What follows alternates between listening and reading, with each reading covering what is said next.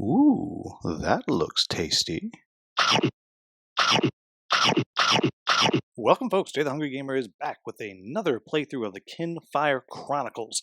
And today, I am using a new audio setup. And I've been messing around with it for a few days now, a few videos, and previous videos, the result has been meh. But I think that this new setting is going to work. I'm hoping, I think so, and so we're going to find out. And if it does work, then the next video I'm going to try introducing a third character to the playthrough here. And well, I don't know how I'll pick that, but I'll pick that somehow. So, with all that being said, the first thing that we have to do is we have to do our city events. And this prompt right here, this is just the one quest that we have set up, which I'm assuming is what I'm going to do, quest 3, because the how to do the city adventure part came in this box here, and that's the only thing I've taken out and looked at. I haven't punched anything else, none of that. So what I did was I asked all of you to kind of help me decide what the two places that I should go to here in Vienna were. And I said that I thought I wanted to go over to the Morella's Wares because I wanted to buy some stuff. And I'm actually going to stick to that. And what I've done is I put these coins out, which don't come with the game, to just kind of mark what the choices were. And so, didn't get a lot of votes, but going to the Burnt Alchemist is what was suggested, and going to Morella's Wares. So I'm going to start out with going to Morella's Wares, and you can see I have all of my coins right here, and I have these animal parts right here, bad guy parts, whatever. So starting out, going to 2, Morella's Wares, I'm going to flip through this pack here until I find, nope, that's the T-Wagon. Morella's Goods, here we go. So go here and let's see what. So here we have card V2, and the shopkeeper. A tall, thin elf greets you cheerfully as you enter. I've heard tell of the Seekers, but I've never met any before. She watches you intensely as you browse the shelves stocked with fencing, chicken feed, and sacks of rodent repellent. I cater mostly to the farmers around here, she says, but my husband, Jed, is a blacksmith. He might have some items that interest you. Morella leads you to the forge out back where you find a human man with white hair and ropey muscles. She signs to him in a few quick gestures and he nods to you before uncovering a table to show you his wares. You may shop at Morella's Goods, add it to the Venom Market if you haven't already, see shopping in the town, yada yada yada, which I've already done. So, here we go. Jed's work isn't fancy, but it's reliable. I promise you'll never find better weapons to serve you.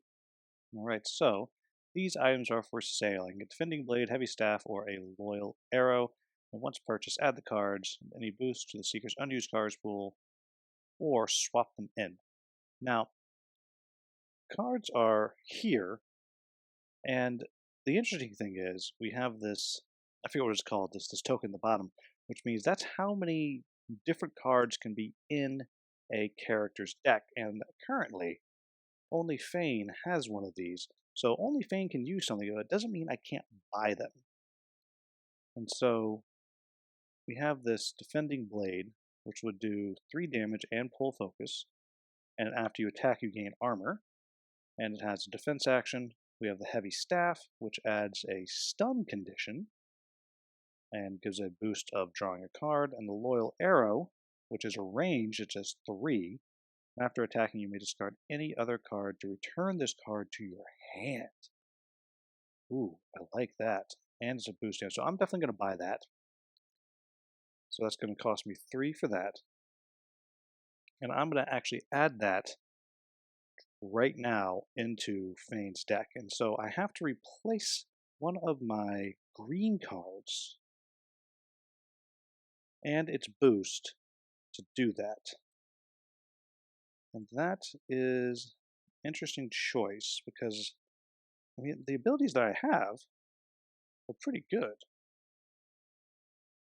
But I think what I'm going to do is I'm going to replace my flank, and that might wind up going back into my deck eventually because, well, if I wind up adding a third character. So I'm going to move that to the side, and the Loyal Arrow is going to go right in. And then the question becomes, do I want these other And I think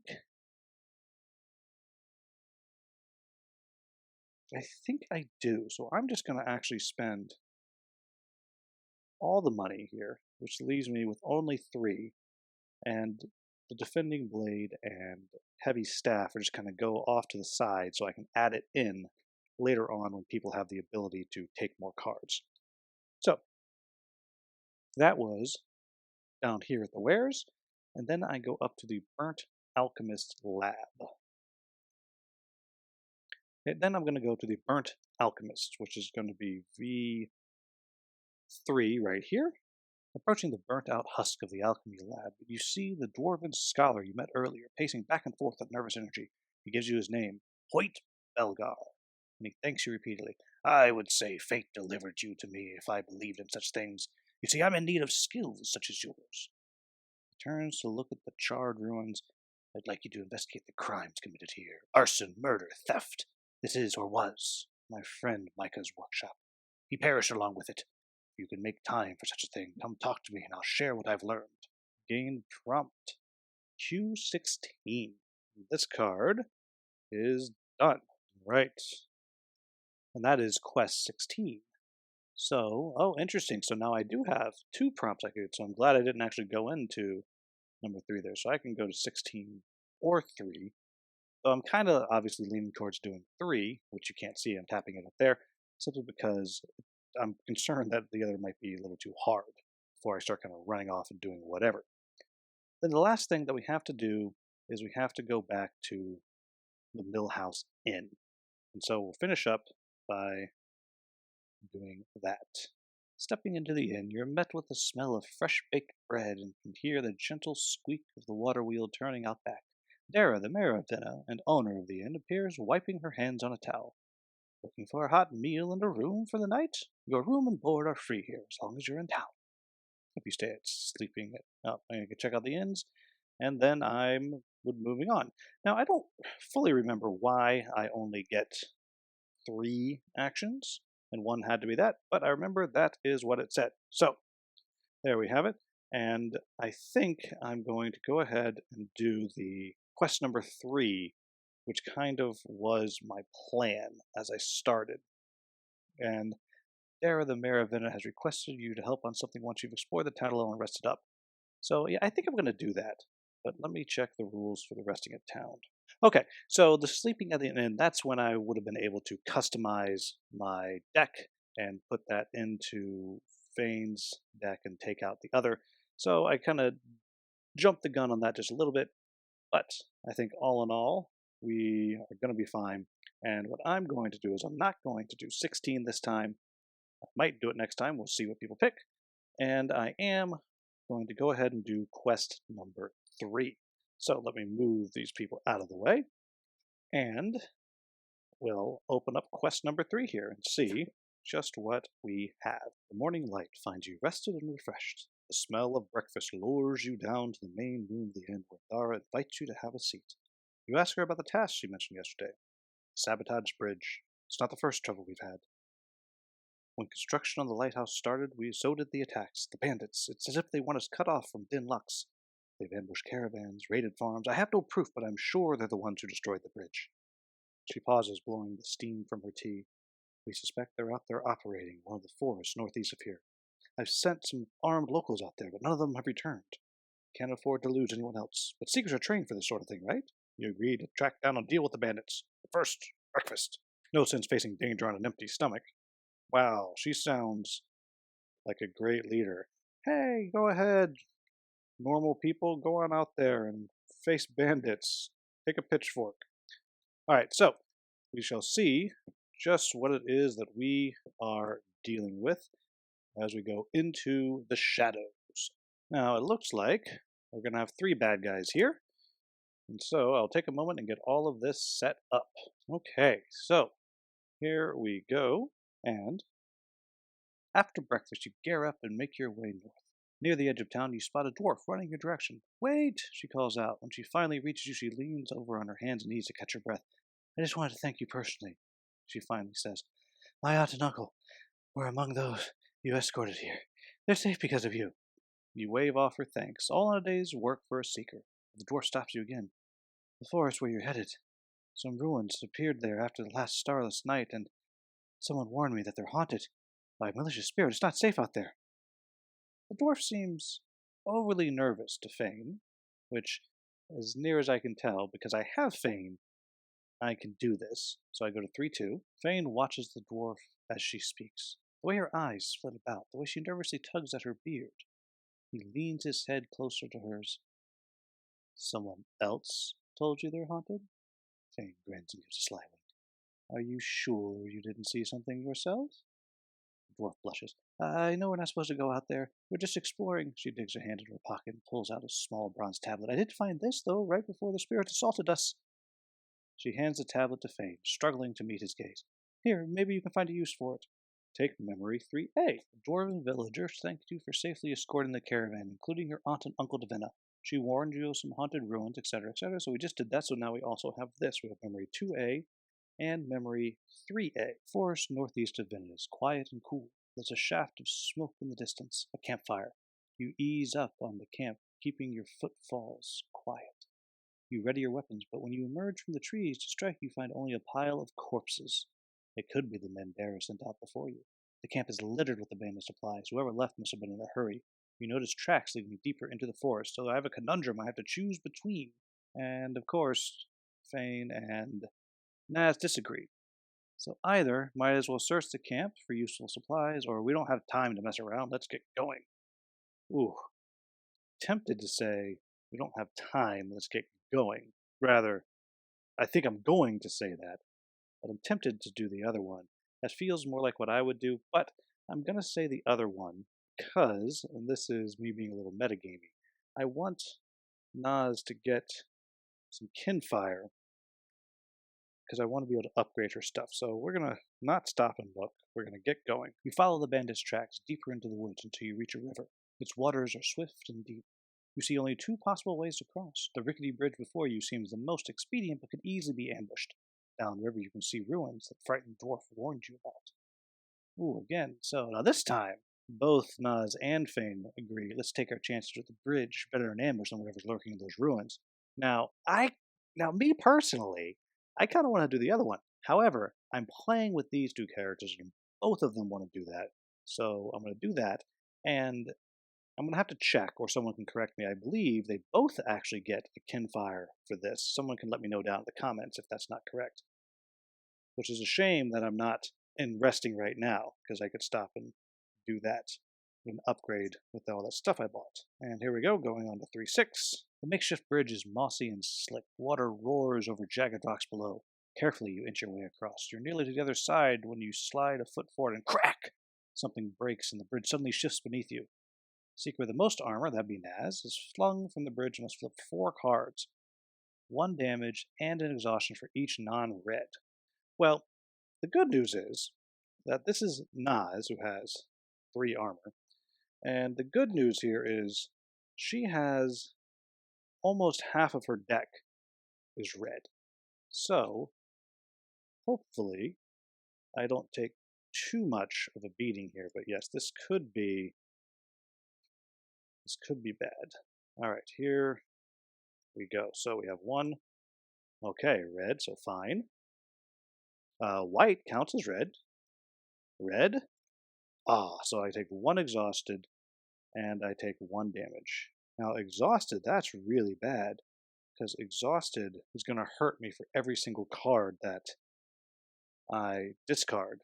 So that is really going to be bad. And it looks like I don't have any way to get rid of it, because that is a lingering status, and I take 1 damage, so I'm going to be down to 19. Okay? And I don't have core, so I don't have to do the next one. And then here we go, move on to 310. Ooh, wow, I skipped a whole bunch of stuff. You continue through the woods, following the bandits' tracks until they end at the entrance of an old mine. Curiously, it appears unchanged by the darkness. You've heard of places that are immune to the transforming effects of a starless night, locations with deep histories and powerful magic. You approach with caution, making your way down into the dark corridors of the mine. Well, I don't have memory 3B, I have memory 3A, so off to 312. You silently step through the passageways carefully to avoid any traps until you come across a camp lit by a luminous green moss. The bandits are reclining against some rocks and drinking from brown bottles, but their weapons are close by. You take positions and ready your weapons and then attack! Ooh, so I gain 2 fate, which means I got 4 fate, so I think I can only... I don't know if I can actually have 4. As I put them, you can't see, but I'm going to take them and stack them, and someone can let me know if I'm not allowed to have them. Because it has space for 3 fate tokens, as you can see. So it has space for 3, but there's 4 of them. I don't know how you would ever use 4, so I'm not sure. And each bandit starts with a stun on all of their abilities, so that's really good. Alright, so I'm going to map 4. I'm going to do the setup, and here we go. Okay, so here we are. And shuffle up my hands, and we're going to see if we can't... Okay, so what I have to remember is I have to work really quickly here because Naz is going to take damage every time she has to redraw her hand. And all of these guys are stunned to start. But this one is the weakest, so I think I'm actually going to start myself... Ooh, I didn't realize it. I'm going to start both my heroes over here. And I'm just going to try to sweep on through that way. I haven't looked at what their abilities do. Everything is stunned to start. Alright, here we go. 10. Well, oh, all of their abilities are supposed to be stunned, so that... There we go. Is now no longer stunned. And 4... Oh, come on. This is not how I wanted to start here. Okay, another stun removed. Are my things? Yes, my things are in there. Ugh. Golly. Well, at least maybe I'll get to go a lot in a row. Okay, Fame, finally. So let's take a look. Now, I do have a healing ability, which I could put out right now, which would help my good old friend there, but I also have this loyal arrow. I do like that. Yeah, because the goal is I want to put this guy down quick. So I'm going to do the loyal arrow, which is going to hit him for 3. And I'm actually going to discard this one here, so that's actually going to come back into my hand, because that's what the loyal arrow does. But let's see if I don't have a boost. I don't think I have any green boosts. I have some armor boosts. Oh, I do. And this green boost, which I will use also, so I'm going to jump in right away and do 4 damage to this guy right here. And with luck, I can put him down quickly. And then this comes right back to my hand, and the focus now gets pulled over to Fane. So Fane is not in the best of ways right now as far as the damage he's going to take. So I'm a little bit worried about the amount of damage I might be taking here. And a 5, and there goes another stun. Okay, Nas, great. Now, Nas, I think I'm just going to move her right on up in. So what I'm going to do, I'm going to move right on up in there. I'm going to play this Duel of Honor. Yeah. And it's only going to do 1 according to this, but since I'm the only one there, it's actually going to do 4. And I'm going to pull that focus right on back. And let's see if I have a boost. I don't think I have a green... Well, I can use this Mystic Force boost. I think I am, because I want to use all the cards that Fane has, because I want to get my Lantern, but I want to prevent too much drawing of cards on Naz's case, because I don't want her drawing too many. So I've done 4 more, which already puts this guy right on down to 10. Or when I should have moved, but I didn't, so I will stay there too far back everyone. Okay, this is a solid start. I'm worried I'm going to get swarmed, but 2. Alright, so first time, he's going to respond. Sneering, the bandit fires off a bolt in your direction. Okay, and so he's shooting up straight back at me for 2 damage, and plus 1 damage for each other bandit in the target space. This attack, ooh, ignores armor. Crap! So, ignores armor, but I don't think that ignores any boosts. And that attack is white, so I am going to play this boost, so I'm only going to take 1 damage from this. And that puts her down to 18. Okay, Naz again. So now this time, whoop, my Duel of Honor, I get that back. That goes to my discard. Now this time, I'm going to use the Shattering Blow, which is going to do 4 damage, but I get to place a hurt on all 3 of the abilities that this bad guy has, and I'm going to do 4 damage. And I'm going to boost it here, so I'm going to do 5 damage. And now, if I am lucky,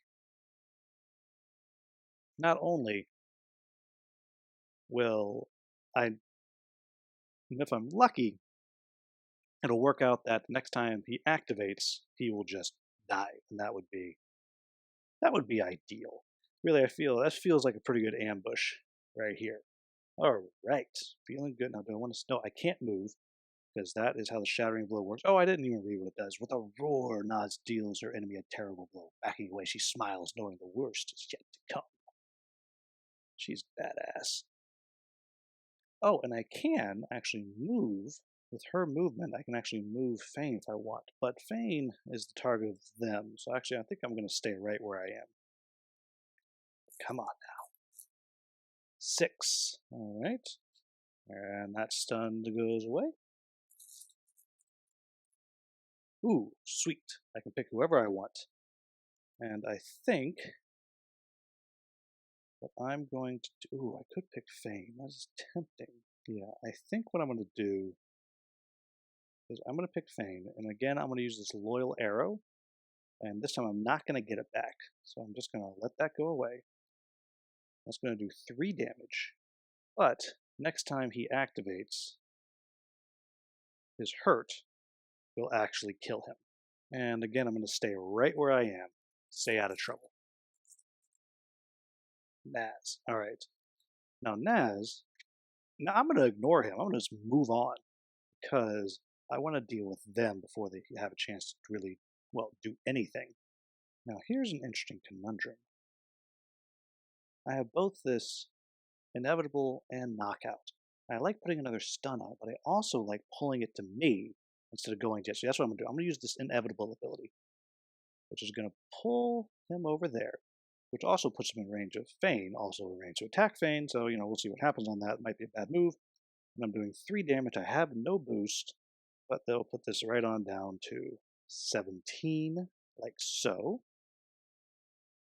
And, oh, and pulls the focus onto her, which is good, like so. And Fane, great boy. I'm just moving on here. So now Fane actually doesn't have much to do. So I think what I'm going to actually do is Fane's going to go ahead and play this right here, which will gain him will gain him a health. But more importantly, when Naz does blues, Naz will also gain a health back. Or do I want armor? Oh no, when played I can give, I think I'm going to do the midnight jig first. We'll dance on through the night, we'll sing until the dawn, we'll laugh into the shadows, we'll revel till we're gone. So when I play this, I get to do a weekend on an enemy ability, and I'm going to weaken this one right there, and then every time one of us plays a green, we can also give another weaken to them. So I like that. I'm going to stay right where I am. And now Naz gets to go. Okay, I need to start pulling out my little hearts here so I can get myself going here. And I think, actually, this is going to work pretty well. I'm going to do this probe. You strike at your enemy, probing for weakness, which is only going to do 1 damage. But it's also going to let me do another stun. So I'm just going to go ahead right back, stun that one. Ooh, I don't want to stun the... No, I've weakened the middle one, so I'm going to stun the 5. Or... Nope. I'm going to stun that also. So I was weakened and stunned. Does 1 damage. And after attacking, draw up to 4 chits from the bag. I can discard 1 numbered enemy chit from among them, and then turn the rest to the bag. So that is good. So we have 1, 2, 3, and 4. Oh, you're kidding. I drew no numbers. Oh, that sucked. Well, best laid plans. Then Fane is up again. And Fane, unfortunately, doesn't have a lot to do, so he's just going to do his false lament, because he is actually out of cards. Though I fight the strings that bind me, I'm still dancing to their tune. Can anyone defy the fate that's woven on the loom? And I gain a health, so that's good. And then anytime one of us plays a blue action, then oh my gosh, I should have already performed another action before. So both of these should have been out last time, because that's how those work. I wasn't paying attention, which means my lantern is flipped, and I should have had a whole new hand of 7. So it lets me mess around just a little bit, because I just was not paying attention. And I think what I want to do now that I'm paying attention, is I'm going to do the sustain. I'm going to go ahead and use the lantern. Sustain, Soul's Cord. It's going, I can hit it at range, it's going to pull the focus back onto me, which is a little nerve-wracking. Calling out in a clear voice, Fane holds up his lantern and shouts, "Sustain the moment!" Everything seems slow to a crawl, except for him. So I'm going to do 4 damage, and I'm going to get to go again. And that's a blue one, which only heals me, so less concerned about that. And I don't have, nope, I don't have a boost. So that's going to be 4 more damage. There we go. And then I get to take another action. And this time, I'm going to move on in and do this coordinated attack, which is also going to put a stun right back on, like so. It's going to do 2 damage. Again, I still don't think I have any boosts. I don't. But after attacking each seeker in your space, including you, may draw a card. So we'll draw a new one for Naz, which is going to be good because that is a green. And draw a new one for Fane. And again, 2 more damage. Wow. Boy, this is going really well. Maybe it's intended to go really well. I don't know. But I'm feeling... Whew. So something about this game just makes me nervous. I'm sitting here, I'm sweating. I don't know. This is a good game. Oh, I forgot I have my fate chits too. I could see if I can drop. Oh, I could draw 4 and keep 1. No, I don't need to do that now. I can take a hit right now. 7. Okay, so there goes that stun goes away. And 12. All right, and now this stun goes away. 8. And this stun goes away. And Nas again. Nice. Oh, this is going so well.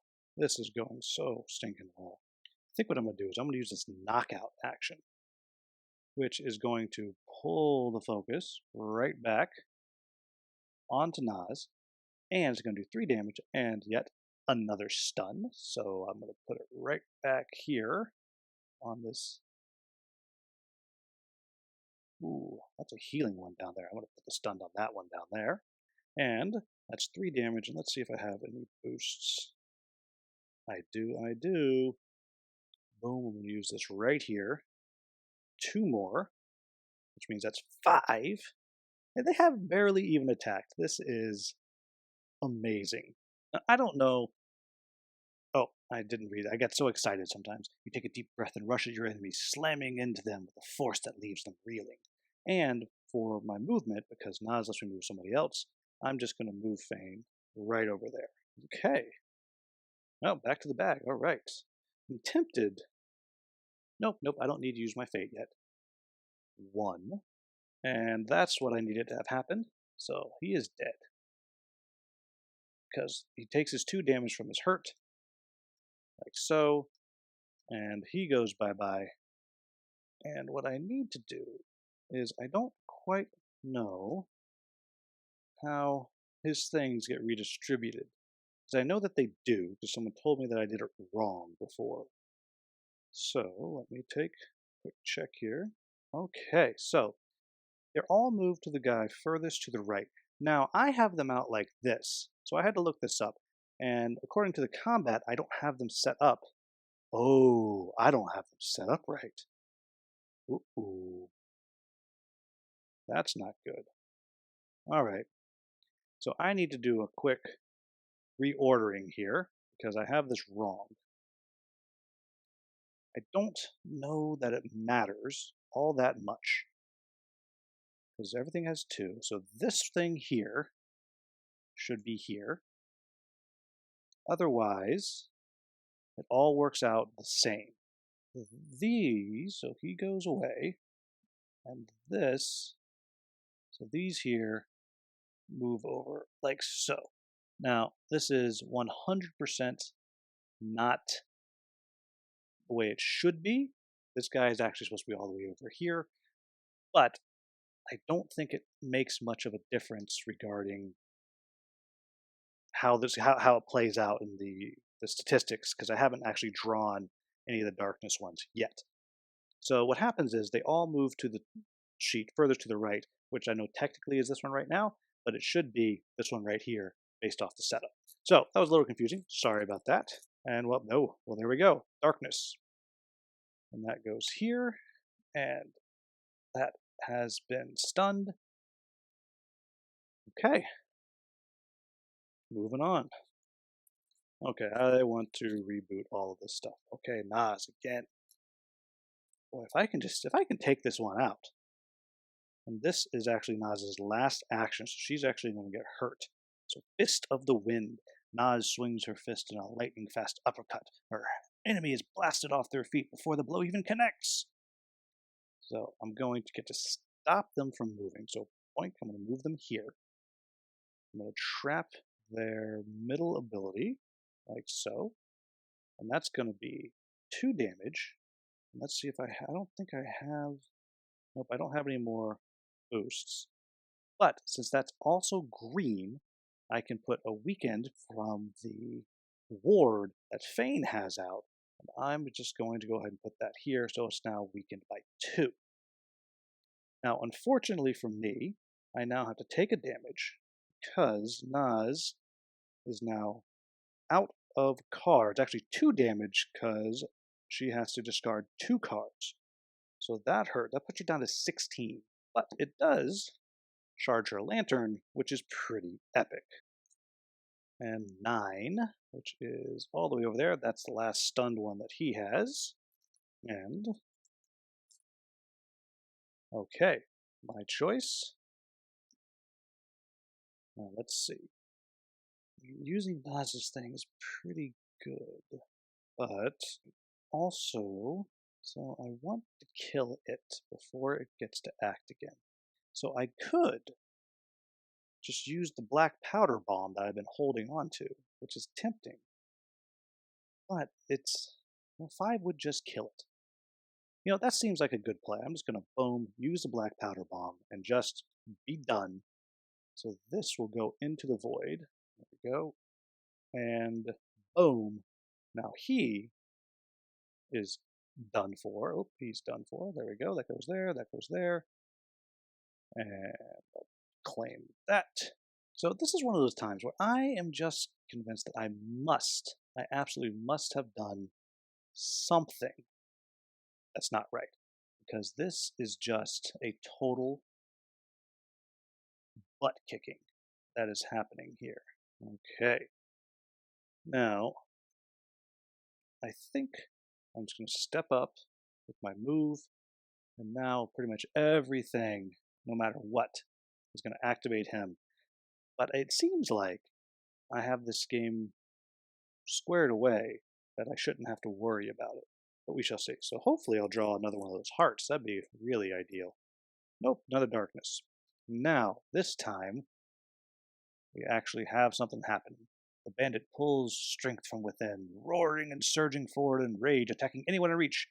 Every seeker within 1 space of Corley gains a weakened.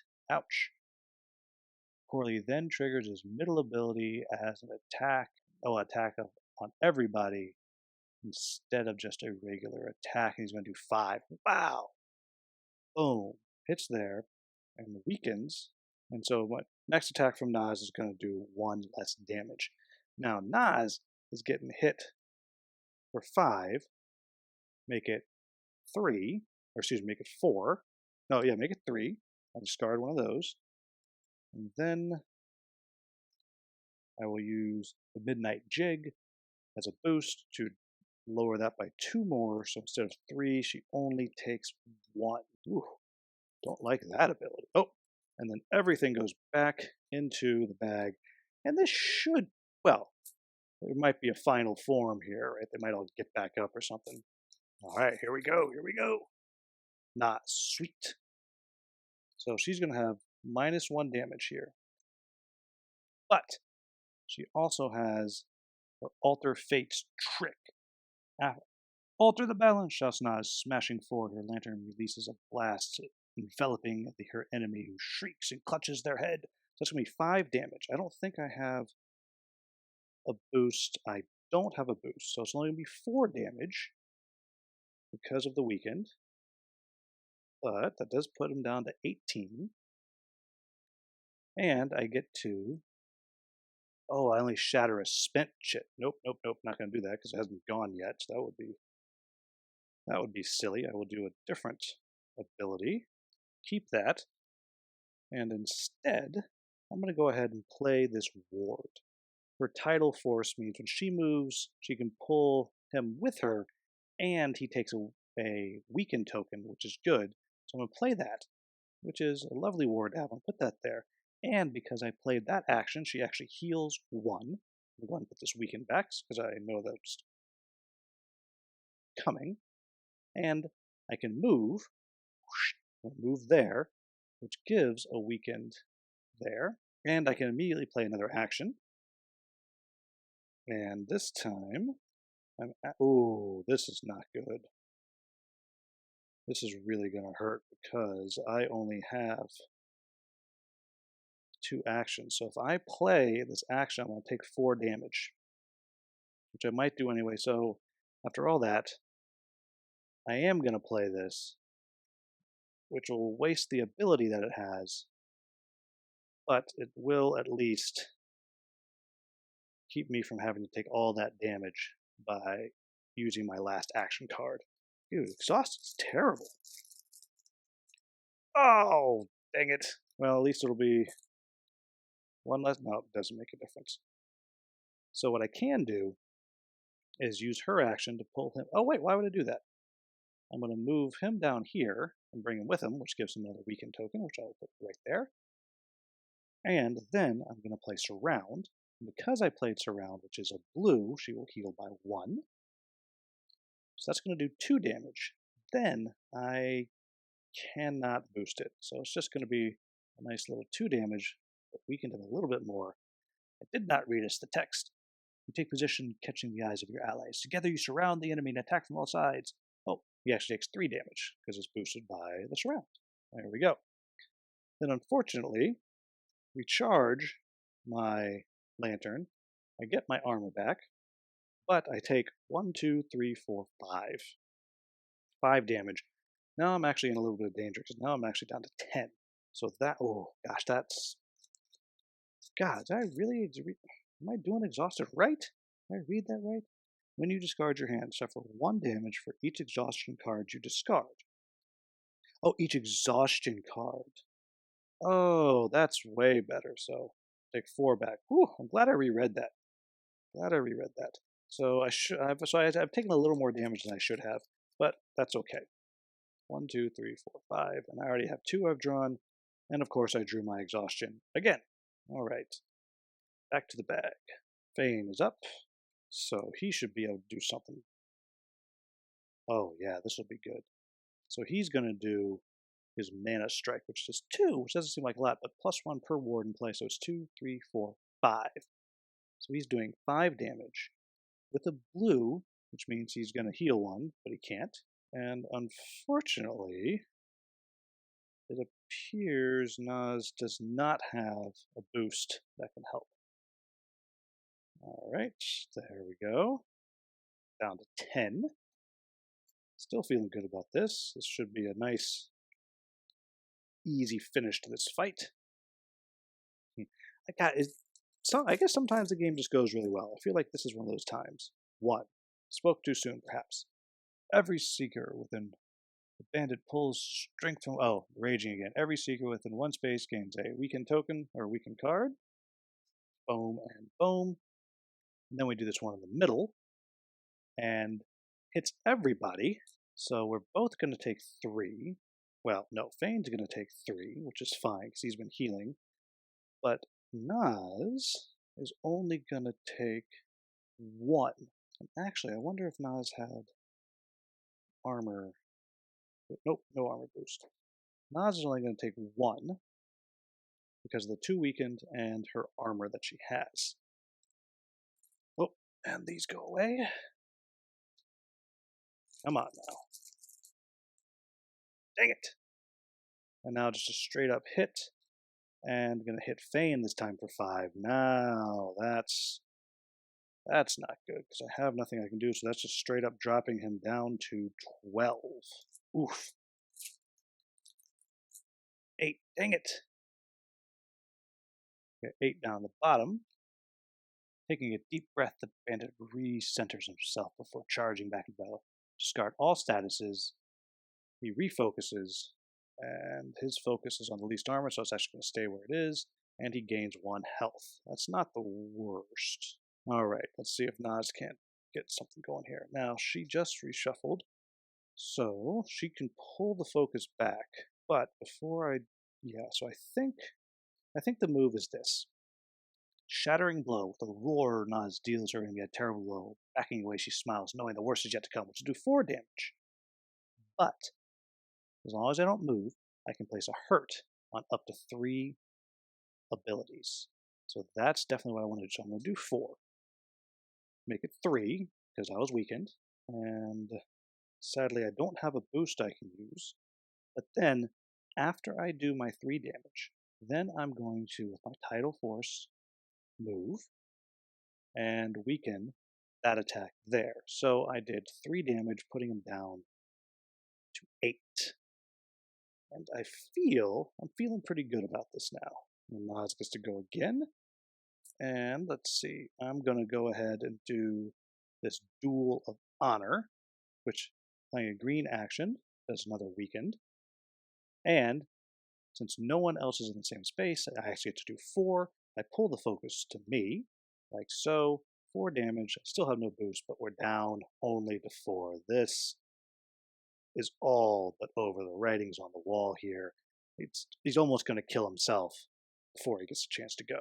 And my choice, let's see. So as long as I can do 2 damage, let's see. Oh, I can just end it.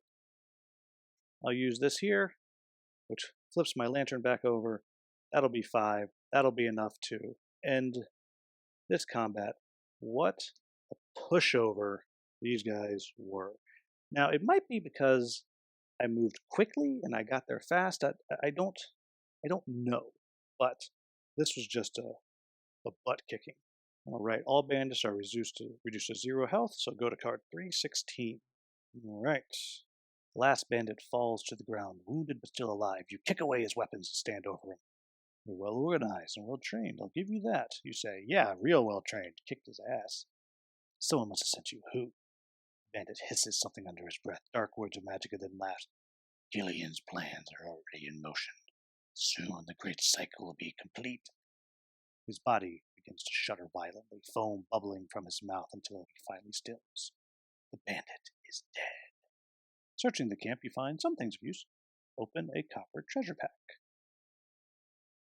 A treasure pack. Ooh, I haven't seen those before. So this is neat. So I'm assuming, because this is the loot box, that these are the treasure packs. So we have copper ones, gold ones, and we have silver ones. But so yeah, as near as I can tell, that's what I'm going to get to open. So that's kind of cool. Whew. Always hesitate opening things that have stickers on. Oh, okay, that opened nice and easy. Let's take a look. So, I don't know how these treasure packs work. They're just a bunch of cards that I guess I can use and add in, I guess. I mean, they seem like they're better. Oh, I'm not quite sure how that works. I'll have to, well, I'm sure something will tell me somewhere. But there is a treasure pack. We'll see how that works. I'll just put that there for the moment. And go to 318, because we don't have Roland looking at stuff. Limping back to town, you report your findings to Dara. Unsurprisingly, she's upset by these developments. It's clear someone had sent these men to torment the people of Vinna, but why? She shakes her head and hands you a small bag of coins. Not much, she says, but you deserve something. Thank you. Dara smiles weakly and returns to her post at the window, watching their rising. Outside, the town bustles with activity, preparing for the arrival of the Hierophant seller. But the sun is already low in the sky. Shouldn't the Hierophant be in Vinna by now? Gain 3 coins. All right. And prompt Q3. And now I'm going to have 3 city actions. Huh. I got prompt Q3. I wonder if I'm supposed to have prompt Q4. Well, I'll have to figure that out. So, in any event, so we'll be going back to town. We are back in town. And we're going to have some choices of things that we are able to do. Now, there's nothing left to buy because I bought it all. And we pretty much rolled that one. I don't quite know how the treasure pack works, so I need to find that out. But we are back here in town, and these are the choices. So we can go back to well, I definitely need to go to the inn because I want to get rid of that exhaustion. The only way to get rid of the exhaustion is to go to the inn. So here's the things we can do. We can go to the Lowly Lantern Tavern. We've already done the Burnt Alchemist because we got the job that we can go do. We got Luca's Tea Wagon, the Lighthouse Construction Site, Kinfire Shrine. Bought everything there. So we have here, here, here, here, and here are 2 so 2 of those 4 places we can go to. And we need to go here so we can recover. Also, so down in the comments, let me know where you think we should go. If you know how these treasure packs work, let me know, because I don't fully understand that. I'm sure it's in the rules and I just didn't see it. And also, if you've played this, let me know about this quest 3, because it said gain prompt Q3, which just doesn't seem right, because there's a prompt Q4 in the box, so I'm pretty sure prompt Q4 is what I should be getting, because that actually makes sense. And yeah, this does make sense. So, quest for the Ring of Fire. Hierophant Selin is running late, and the starless night is expected to fall. The lighthouse isn't finished soon. There's no telling if anything will be left of dinner afterwards. You must venture out to meet her. So, we have a choice.